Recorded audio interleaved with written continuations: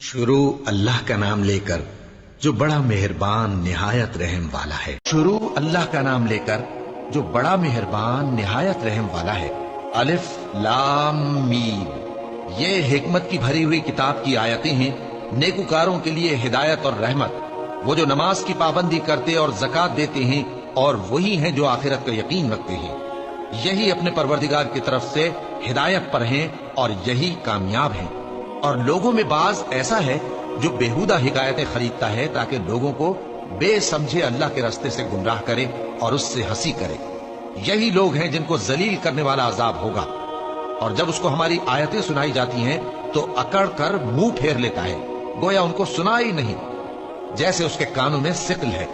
تو اس کو درد دینے والے عذاب کی خوشخبری سنا دو۔ جو لوگ ایمان لائے اور نیک کام کرتے رہے ان کے لیے نعمت کے باغ ہیں، ہمیشہ ان میں رہیں گے۔